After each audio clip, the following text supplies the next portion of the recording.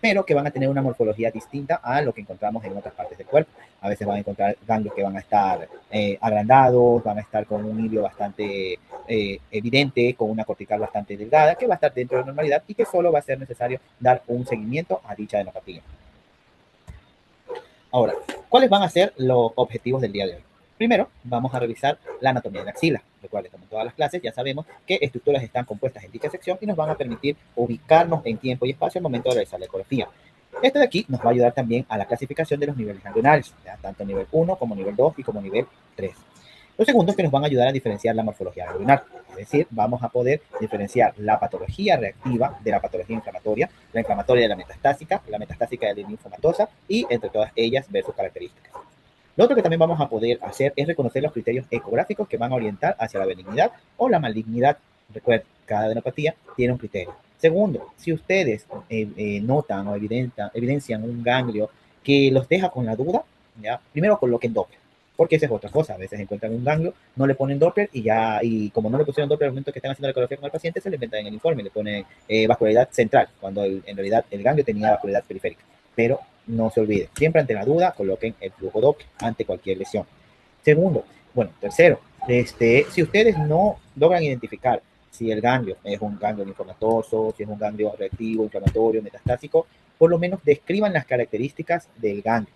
¿Ya? Y en el informe, si es que le están haciendo un informe, lo describen completamente. Y si el ganglio es bastante feo, en específico, enfóquense en ver si presenta o no presenta hilio. Ya ustedes sugieran o recomienden estudios más complementarios para poder diferenciarlo, porque si no, se les puede escapar una adenopatía maligna. Ahora, ¿cuáles son los niveles axilares de los que tantos hemos hablado? Primero, tenemos que entender la anatomía de la axila y sus límites anatómicos. La axila, recuerden que es una región anatómica clave en lo que respecta a la evaluación del cáncer de mama. Esto significa que cada vez que ustedes van a explorar mama, incluso en hombres, ustedes tienen que valorar axila. Así como en el examen físico, nosotros palpamos aparte de mama, buscamos adenopatías axilares, lo mismo vamos a realizar en la ecografía. Tenemos que ver dichas adenopatías.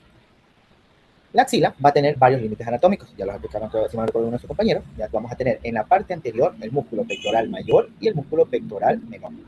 Más que todo, el pectoral menor nos va a servir como referencia para ubicarnos visualmente en donde vamos a encontrar dichas adenopatías. Vamos a tener en la porción posterior de la axila, vamos a tener el músculo subescapular, vamos a tener el dorsal ancho y vamos a encontrar el redondo mayor. En la porción medial vamos a tener la parrilla costal y vamos a evidenciar el músculo serrato. Ecográficamente, cuando nosotros estemos colocando el transductor, vamos a ver todos estos músculos, ya tal vez muy pegados, dependiendo de la contextura del paciente, nos puede generar confusión.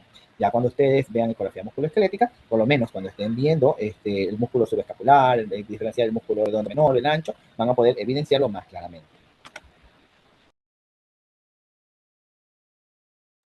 Perdón. En la porción lateral, es decir, ya hacia la parte externa, vamos a encontrarnos con la corredera bicipital, es decir, el tendón del bíceps, el punto clave que vamos a revisar cuando hagamos ecografía musculoesquelética. Pero aquí va a formar parte de la axila y de sus límites anatómicos. También vamos a tener en la parte superior, vamos a tener el vértice axilar, el cual va a ser la unión con la base del cuello. Inferior vamos a tener piel, vamos a tener la fascia axilar, etc. ¿Cuál va a ser el contenido de dicha axila? Vamos a encontrar los ganglios linfáticos axilares, vamos a evidenciar los vasos axilares, la arteria y la vena, y podemos encontrar también el plexo braquial. Recuerden ustedes que los ganglios van a estar muy cerca o pegados a las venas en el cuerpo, donde van a hacer su drenaje. Aquí podemos ver una imagen resumen, ¿ya?, de cómo está anatómicamente la axila. Miren cómo podemos encontrar la escápula, ¿ya?, la apófisis coracoides, las costillas, la clavícula y el húmero. Aquí está en un brazo en abducción.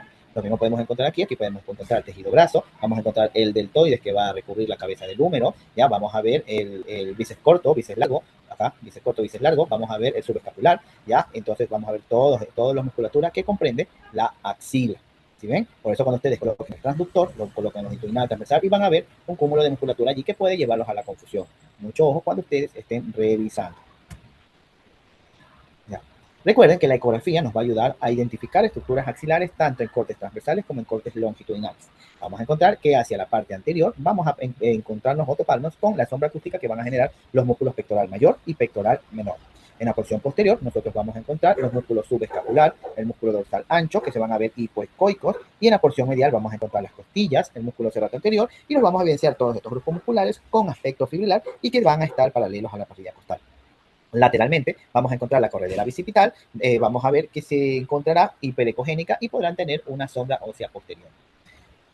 ¿Qué vamos a encontrar en la porción central? Vamos a encontrar los vasos axilares, vamos a ver la vena que se verá anecoica, se puede ver colapsable si ustedes presionan con el transductor, y vamos a encontrar la arteria que se verá pulsátil y va a tener unas paredes bien definidas.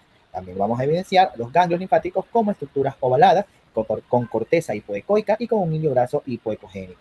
Mucho ojo cuando ustedes revisen entre todas estas estructuras. Si el paciente no tiene una adenopatía, sí puede ser visualizado el ganglio de forma normal, así que cuando ustedes estén realizando la ecografía, traten de buscar un ganglio en todos los planos para que le puedan tomar una imagen de referencia de que ustedes examinaron dicho plano. No simplemente porque no vieron un ganglio no patológico, vayan a decir, pues si no está patológico, no le tomo la foto. Tómenle una foto o dos fotos, dependiendo de los ganglios que encuentren, para que quede de evidencia que al momento en que ustedes realizaron su ecografía, no encontraron nada o no encontraron ninguna adenopatía. Lo ideal para realizar la ecografía es que nosotros... Profe, ¿Qué? una pregunta. Normalmente, bueno, en su experiencia clínica, ¿usted cuántos ganglios visualizaría en ecografía? O sea, De, visualizaría lo que es a nivel axilar, en, más allá pacientes, en pacientes enfermos o en pacientes sanos. de pacientes enfermos. Enfermos, Solamente depende. se guiaría por Depende, el ganglio centinela. depende del proceso, porque a veces los pacientes no solo generan adenopatías por patología mamaria. A veces hay pacientes que se rasuran las axilas, que tienen como furúnculos en la piel, que eso les genera una reacción inflamatoria de los ganglios. Por lo general, en todas las pacientes femeninas, más que todas las femeninas, que les he realizado ecografía, así sean normales, se evidencian ganglios. Estos ganglios sí los vamos a evidenciar de un tamaño normal, con una cortical que mide menos de 2 milímetros y un hilio central, un hilio normal. Lo que tenemos, si me preguntas en patológico, ¿qué te podré decir? En pacientes que no tienen problemas mamarios, se evidencian 1 o 2 ganglios, pacientes que han tenido antecedentes mamarios, se pueden evidenciar 2, 3. No hay un número exacto de adenopatías por patología. Puede ser que un ganglio reactivo haga que la paciente tenga 3, 4, 5 ganglios, porque recuerda que los ganglios por cada nivel van disminuyendo de cantidad. En el primer nivel son bastante numerosos, no recuerdo el número, pero sí son bastantes. En la porción media disminuyen, creo que como la mitad, la cantidad de ganglios, y ya en el último plano vendrían a ser unos 3, 4 ganglios, poquito. Entonces, depende del contexto del paciente. Entonces, lo que ustedes tienen que hacer es buscar. Ahora, si es una adenopatía reactiva, por ejemplo, una adenopatía por un proceso inflamatorio, muy probablemente los primeros ganglios que se inflamen sean los de primer plano. Si ustedes exploran segundo y tercer plano, muy posiblemente no haya un ganglio que llame la atención. Si es una paciente normal, en la cual no tiene ninguna patología, podrás visualizar los ganglios del primer plano con dificultad, pero los ganglios del segundo y tercer plano no los vas a evidenciar. Cuando yo menciono tomar una evidencia fotográfica, es tomar una imagen de los ganglios en el primer plano, porque los ganglios del primer plano es donde se va a dirigir la mayor cantidad de drenaje de la axila de la mama. Entonces es donde van a ser el primer punto de reactividad de estas adenopatías. ¿Respondido? Ah, ya, listo, listo, gracias. Listo. Ya. Como les estaba mencionando, ustedes para poder explorar esta zona, ¿ya? Bueno, no es necesario que el paciente o la paciente se rasure la axila. Claro está que si la paciente tiene una selva en axila o si el paciente también nunca ha conocido un rastrillo, ya más que todos los hombres que tienen bastante vello en las axilas, ya vamos a tener que colocar bastante gel para poder realizar dicha ecografía. Nosotros hacemos que el paciente suba la mano, claro, pues, ya, que el paciente suba la mano, ya coloque, de preferencia yo los hago colocar el brazo detrás de la cabeza y nosotros colocamos el conductor tanto longitudinal y transversal para poder ir explorando. Normalmente los ganglios podemos encontrarlos a nivel del arco de la axila, por detrás del pectoral, etcétera. Ya vamos a ir aprendiendo en cada espacio en donde encontramos. Ahora, ¿cuáles son los 3 niveles según su relación con el músculo pectoral?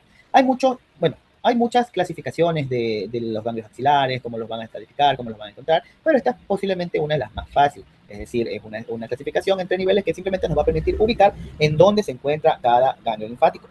Ya, por ejemplo, vamos a tomar de referencia el músculo pectoral menor. Recordemos que el pectoral menor es un músculo pequeño que va aproximadamente por esta sección. Bueno, aquí esta imagen de representación está fea, no muestra el pectoral. Pero vamos a ver, si tenemos el pectoral menor en esta sección, los ganglios del primer plano van a estar en la porción lateral, es decir, la porción que se va a exteriorizar, la porción que va a estar más externa, vamos a evidenciar todos los ganglios del plano 1. Vamos a tener el segundo plano que van a ser los ganglios del pectoral menor por detrás del mismo, nivel 2. Y vamos a tener los ganglios del nivel 3, los cuales ya van a estar medial al pectoral e incluso van a tener que ser explorados por debajo de la subclavian. Vamos a encontrarlos por esta sección. Los primeros 2 planos posiblemente los vamos a realizar a nivel de la axila, pero el tercer plano, dependiendo de la contextura del paciente o de la paciente, tenemos que explorarlos a nivel por debajo de la clavícula o desde la fosa supraclavicular. ¿Sí ven? Aquí está la distribución. ¿Por qué es importante esto? Como uno de sus compañeros lo mencionó, esta ubicación o esta cantidad de ganglios nos va a ayudar a determinar la estratificación TNM en pacientes con cáncer de mama. Es decir, esto de aquí le va a ayudar al cirujano, al mastólogo, ya cuál es la extensión quirúrgica que debe realizar para la linfadenectomía.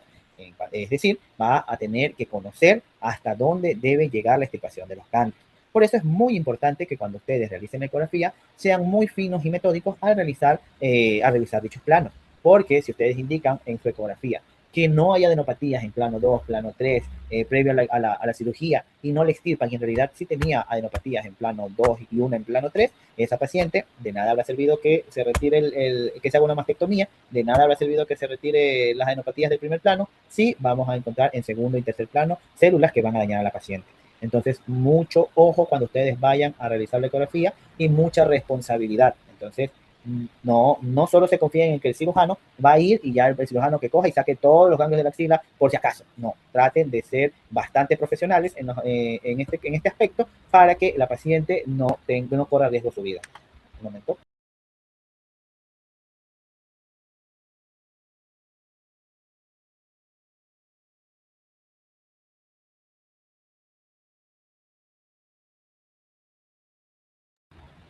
Por ejemplo, en el diplomado pasado, que había una compañera de los estudiantes, ella había cursado por un CA de mama, ella sí se había realizado la mastectomía y si mal no recuerdo, le habían retirado como 12 ganglios en primer y segundo plano. En el momento que estaba estudiando el diplomado, ella todavía estaba pasando por las quimioterapias y radioterapias, pero fue bastante interesante lo que nos había mencionado. Un ratito, un ratito, un ratito.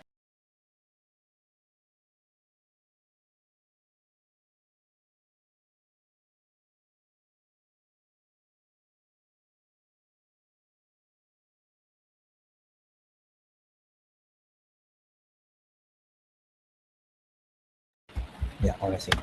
Bien, ya.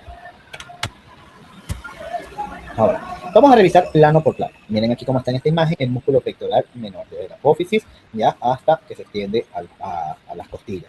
Miren, ¿cuál es el plano del nivel 1? Y apréndanselo bien porque se los voy a tomar en lección. Los planos de nivel 1, los ganglios de nivel 1, van a estar laterales al pectoral menor. ¿Sí ven? Vamos a verlos en la parte inferior de la axila y estos van a ser los ganglios más accesibles al momento de realizar la ecografía. Nosotros podemos identificarlos en cortes transversales y por lo general vamos a encontrar un hilio graso visible. Esto de aquí es importante porque va a ser la primera estación de drenaje linfático. Es decir, aquí todas estas estructuras, en especial la de la mama, van a tener como primer punto de entrada el plano número 1.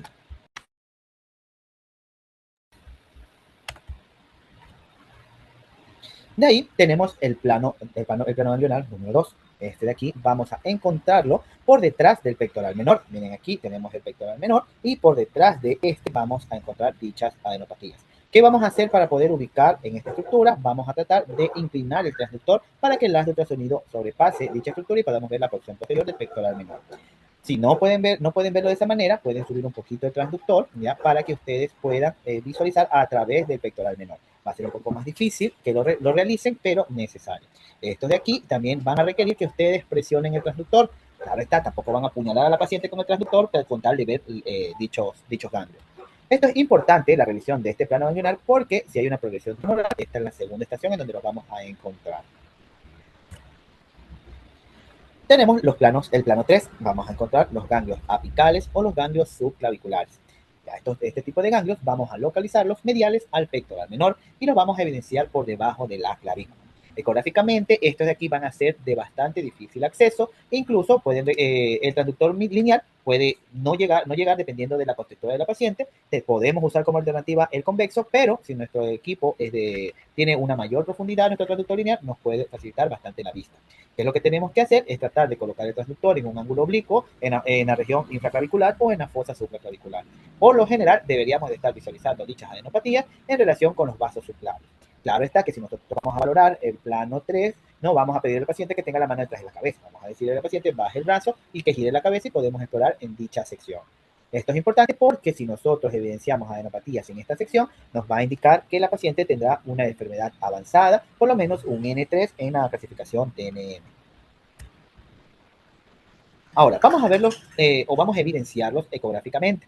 ¿Cómo vamos a visualizarlo? Miren aquí, si bien esta imagen es un poquito fea, podemos ver aquí la arquitectura del ganglio. Por lo general, estas adenopatías se ven, una cortical que es bastante fina y un hilo graso evidente. Vamos a ver que estarán situados laterales al músculo pectoral menor. ¿Ya? Esto también se va a extender a lo largo de la pared lateral de la axila. Por lo general, estos de aquí van a ser los más fáciles de ver, los más accesibles al momento de que ustedes estén realizando la ecografía. ¿Y qué debemos de evidenciar nosotros en este plano en los ganglios? El ganglio tiene que verse ovalado, recuerden, ovalado, características benignas. Una cortical fina que sea menor a los 3 milímetros, que tenga un hilo central ecogénico y que se vea bien conservado. E incluso también ponemos el Doppler vascular, vamos a evidenciar un hilo central al Doppler, ¿ya? Una vascularización central. El tamaño de estos ganglios puede variar, pero por lo general el diámetro corto va a ser menor a los 10 milímetros. Eso nos va a ayudar a determinar si es o no es normal. En pacientes que ya son añosas, pacientes que ya están pasando la menopausia o de la tercera edad, podríamos encontrar, no adenopatías, podríamos encontrar ganglios que se ven evidentemente grandes, pero que aún así cumplen características benignas. Entonces, simplemente a estos tipos de ganglios tenemos que vigilarlos, hacer ecografías de control, no descuidarnos, pero mientras tanto todavía los reportamos como benignos. ¿Cuál va a ser la importancia clínica? Miren aquí en la imagen.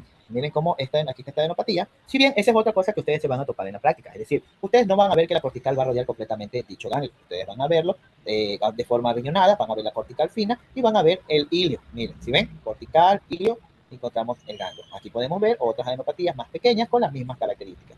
Hilio graso y la cortical. Si ven, aquí igual 1, 2, 3. Aquí da la impresión, pero no se ve bien.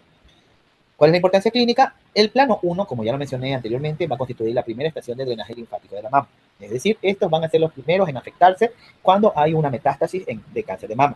Aquí vamos a tener un sitio habitual de estudio en pacientes que necesitan una biopsia de algún ganglio sentinela. También, ¿qué es lo que debemos hacer? Recuerden, ustedes tienen que medir el ganglio tanto en su eje largo como en su eje corto. Y lo que van a hacer es reportar el diámetro corto para determinar si es maligno o no. Porque recuerden que si el diámetro, el eje corto, perdón, que si es más alto que ancho, es decir, empieza a disminuir el diámetro, la diferencia entre el diámetro del eje largo versus el eje corto, van a ser signos de malignidad. Lo mismo si el ganglio se está redondeando. ¿Qué podemos poner en nuestro informe? Pues ponemos, se visualiza en axila derecha, ganglio de nivel 1, ovalado de tanto por tanto, corteza uniforme de tanto por tanto, con hilio ecogénico conservado, vascularización iliar central. Punto.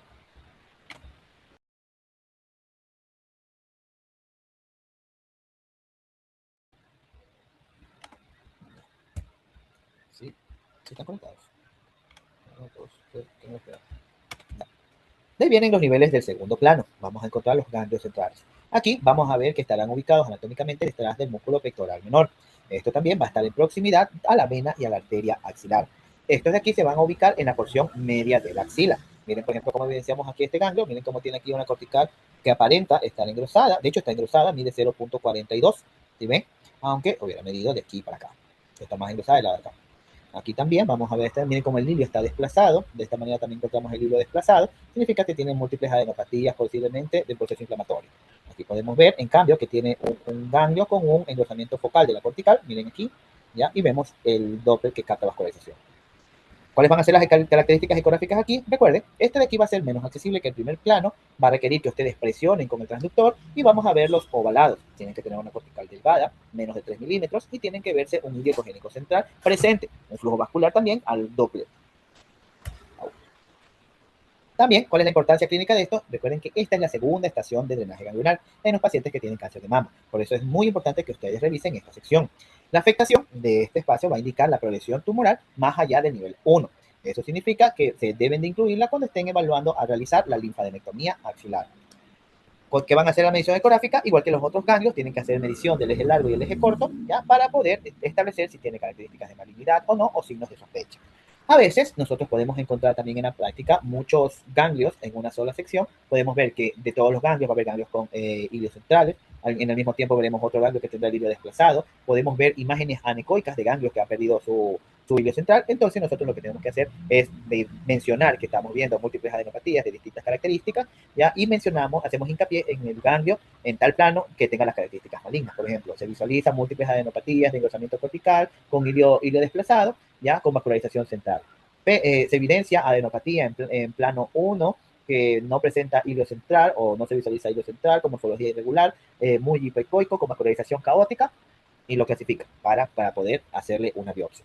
que podemos poner en el informe, se visualiza en axila izquierda, axila derecha, ganglio plano 2 de tanto por tanto, con una cortical de tanto, con un hilo ecogénico central conservado. Ahora, otra de las cosas que poco común se ve es que, por ejemplo, una paciente tenga una adenopatía de plano 2 y plano 3, pero que no tenga ninguna adenopatía en plano 1. No digo que no puede pasar, hay ciertas excepciones de que, pero va a ser bastante difícil. Por lo general, debería pasar primero por plano ganglionar 1, para luego ir a plano ganglionar 2 y luego a plano ganglionar 3. En el nivel 3 vamos a encontrar los ganglios apicales o los ganglios subclaviculares. Estos de aquí van a situarse mediales al músculo pectoral menor y van a encontrarse bajo la clavícula. Estos de aquí los vamos a relacionar con los vasos subclavios e incluso estos ganglios van a ser más profundos y de más difícil acceso en la ecografía. ¿Qué es lo que vamos a encontrar nosotros comúnmente? Vamos a ver estructuras ovaladas, hipoecoicas, que pueden tener un hilo ecogénico central, van a ser de tamaño variable e incluso el diámetro corto va a ser menor a los 10 milímetros. Al Doppler vamos a encontrar un flujo biliar central y a menudo nosotros podemos requerir un oblicual del transductor para poder explorar mejor la región supraclavicular. No pude encontrar una imagen adecuada de un ganglio en la región supraclavicular. ¿Ya? Miren aquí, por ejemplo, esta imagen de este ganglio aquí. Este equipo debe ser de ultra resolución. Miren cómo podemos ver los detalles del ganglio tal cual como la imagen que lo representa. ¿Sí ven? Esto es lo que vemos normalmente. Expectativa o realidad. ¿Cuál es la importancia clínica? Ya, su afectación. Es decir, si nosotros ya encontramos adenopatías en plano 3, significa que el tumor o lesión que ya estaba teniendo la paciente ha avanzado. Por eso es muy importante hacer tamizaje y evaluaciones prontas en las pacientes femeninas. Recuerden, yo he visto muchas mujeres jóvenes que presentan múltiples lesiones mamarias que no han sido estadificadas correctamente, ¿ya? Y que necesitan una valoración adecuada. Traten de, a los médicos que están en la consulta, en especial a los que están en hospitales, de si pueden recomendar o sugerir a las pacientes primero de cómo hacer la correcta palpación mamaria, es decir, el famoso tócate, para que puedan palpar si hay o no hay algún cambio a nivel de mama. Luego de esto, mandarles alguna ecografía de control, por lo menos alguna vez al año, para poder identificar. E incluso, en la práctica, he visto ciertos casos de adolescentes y preadolescentes que han tenido nódulos mamarios desde pequeños. Entonces, hay que estar revisando. No se sabe cuándo a alguien le va a pasar la lotería. Volviendo al tema, ¿qué es lo que nosotros tenemos que medir? Tenemos que tratar de reportar el diámetro corto y el diámetro largo y tenemos que describir la relación con la clavícula y los vasos subclavios. ¿Qué es lo que vamos a poner en informe? Se evidencia, se visualiza ganglio en nivel 3 que mide tanto por tanto, con hilo central conservado, con corteza uniforme de tanto por tanto, localizado medial al pectoral menor. Hallazgos sugestivos de benignidad o hallazgos normales o ganglio dentro de parámetros normales. Punto. Ahora, ¿cómo debería ser una ecografía normal de ganglios linfáticos? Recuerden ustedes y vean en la imagen, apréndanse esa imagen. Debe verse ovalado como un riñón o como un frijol, dependiendo de cómo ustedes lo reconozcan. Debe verse con una corteza, ¿ya? Debe verse la corteza delgada, debe verse hipoecoica, menor a los 3 milímetros, y debemos ver uniformidad en su entorno. Miren como la primera imagen, a pesar de que está borrosa, ya vemos que se encuentra todavía el hilio ecogénico. Que también tenemos que ver que se represente a la vascularidad también el marque el ecodoppler central. La porción del hilio, la parte ecogénica, va a representar el tejido graso y los vasos linfáticos. Ecogénicamente deberíamos ver una heterogenicidad mínima y un contraste claro entre la corteza y el hilio ecogénico. Alguna vez vi una imagen que estaba muy bien hecha para diferenciar las adenopatías y para poder identificar la vascularización exacta de cada ganglio a nivel ecográfico, pero se me perdió, lo vi hace varios meses y no lo encuentro. Entonces, si alguno se lo topa, me lo comparte. Ahora, ¿cuál va a ser la vascularización? Recuerden, miren, esta es una imagen, bueno, esta aquí es una imagen ideal de un ganglio, ¿ya? Es muy difícil lo visualizamos así. Vamos a ver que tendrá una vascularización central. Debe ser un flujo biliar central y no debe haber flujo cortical periférico. No debería haber aquí flujo Doppler. Vamos a ver que en su tamaño el eje corto debe ser menor a los 10 milímetros, lo que lo caracteriza en la normalidad. En cambio, su relación eje largo-eje corto debe ser mayor a 2, lo cual va a ser típico de un ganglio benigno. Miren aquí, ¿ya? Cómo está esta forma riñonada, vemos el hilio hiperecogénico, ¿sí ven? Y aquí vemos la vascularización. Pero, por ejemplo, lo que yo les mencionaba, en pacientes añosas, miren cómo podemos encontrar ganglios que son bastante agrandados, que podemos ver el hilio hiperecogénico, no hay irregularidades en la cortical, miren, ya encontramos una vascularización central. No implica que sea patológica, pero sí significa que tenemos que estar dándole seguimiento. Esto hay que prestarle bastante atención porque son ganglios que están en el borderline. ¿Qué vamos a poner en el reporte? Podemos poner, se visualiza en axila izquierda, en axila derecha, imagen sugestiva de ganglio ovalado de tanto por tanto, eje largo versus eje corto, con corteza uniforme de tanto por tanto, con hilo ecogénico central. Flujo biliar al Doppler presente, hallazgos normales. ¿Qué es lo que ustedes deben hacer cuando estén revisando el ganglio? Como consejo, describan las características. No hagan lo que muchos hacen en sus informes. Ganglio normal. que es normal. Entonces, pongan que tienen un ganglio que conserva su hilo graso, cortical delgada o cortical bien definida, de lo que quieran ponerle, pero descríbanla. Porque incluso si tal vez ustedes no saben si es reactivo o si es maligno o si es inflamatorio y ustedes lo logran describir y valga Dios, no quiera se equivoquen en la conclusión, y otro médico que sí reconoce, que sí, que es imaginólogo o mastólogo, identifique que ese ganglio no es reactivo, inflamatorio, puede tratar de volver a mandar otro estudio para poder darle seguimiento a ese paciente. Entonces, lo ideal es que ustedes no se equivoquen, pero si se logran equivocar, por lo menos con la descripción se puede encontrar. Traten de ser minuciosos con la descripción, siempre, que no les falte cómo lo están describiendo, y se van a ganar el respeto de los demás médicos. Aquí tenemos una tabla resumen acerca de los distintos tipos de ganglios. Vamos a tener ganglios reactivos o ganglios benignos que van a tener una forma ovalada. Vamos a encontrar una corteza fina, menor a los 3 milímetros y que se verá uniforme. Vamos a ver el hilio que se verá preservado y ecogénico y vamos a tener que su vascularización será central. ¿Cuál va a ser el contexto de esto? Va a ser una respuesta inmune normal. En el caso de que haya un ganglio inflamatorio, un ganglio infeccioso, vamos a encontrar así mismo ovalado, pero va a estar agrandado dicho ganglio. Vamos a encontrar que la cortical va a estar rosada, difusa. Buenas noches, doctor. Sí, doctora Rosa, está abierto el taller hasta el día de mañana. Tiene que subir el archivo en formato PDF. Ya, listo. En el inflamatorio, por ejemplo, vamos a ver que todavía preservará o conservará su hilio central. Puede que esté adelgazado el hilio en ciertas circunstancias, pero todavía podrá ser visible. La vascularización, en cambio, va a estar aumentada e incluso podemos encontrar vascularización cortical. En el caso de pacientes que tengan abscesos, que tengan antecedentes de mastitis, vamos a encontrar este tipo de ganglios. En el caso de ganglios metastásicos, ya vemos un cambio en la morfología del ganglio. Vamos a ver un ganglio redondeado, incluso que va a tener un engrosamiento focal, engrosamiento difuso. Vamos a ver un hilio ausente o desplazado y vamos a encontrar que su vascularización será periférica o mixta. ¿Qué vamos a encontrar en este caso? Esto va a ser de alta sospecha de malignidad. Tenemos también los ganglios linfomatosos, en el cual van a ser ganglios ovalados o redondeados. Vamos a ver que la corteza estará muy engrosada, se evidenciará que el ganglio está completamente engrosado, homogéneo. Vamos a ver que el hilo ya no será visible o estará reducido y que la vascularización será difusa. ¿Cuál va a ser? Como comentarios, recuerden, van a ser múltiples en el caso de los linfomatosos y vamos a ver adenopatías grandes. Vamos a tener el ganglio reactivo o el ganglio benigno. Recuerden que el ganglio reactivo o el ganglio benigno va a ser una respuesta inmunológica a los procesos locales.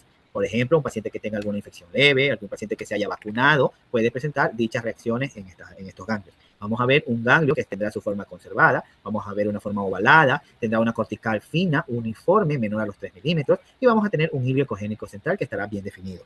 Vamos a ver que la vascularización también será central y no va a tener una vascularización cortical y que su tamaño puede estar aumentado, pero va a mantener su morfología riñonada. Miren aquí, ¿sí ven? A pesar de que esté inflamado, miren, este es el mismo ganglio.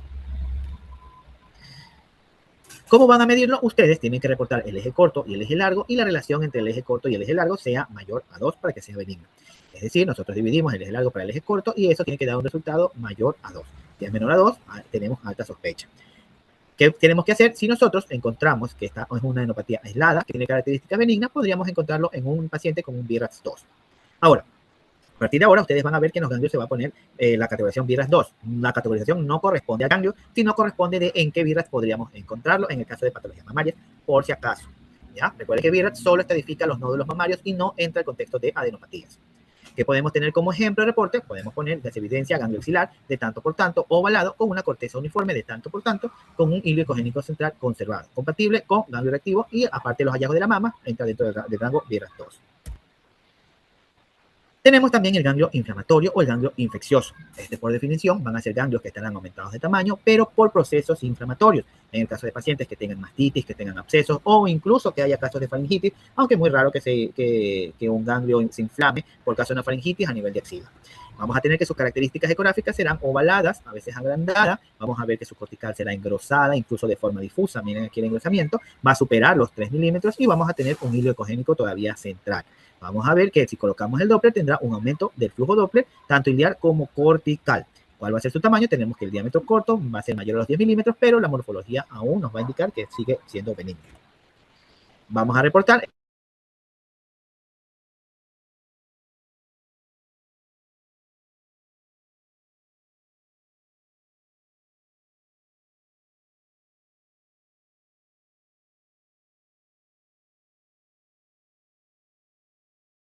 ¿Aquí donde estoy?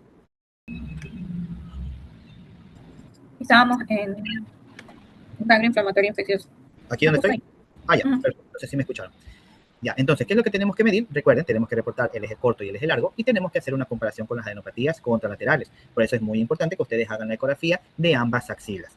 Por ejemplo, esta adenopatía va a depender del contexto clínico en el cual va a acompañar el BIRAS de la mama. Puede ser, por ejemplo, si es una paciente con una mastitis activa, un BIRAS 3 en esa paciente. Y además de que después de ya haber dado antibiótico terapia y tratamiento a la paciente, tenemos que hacer un control posterior al tratamiento.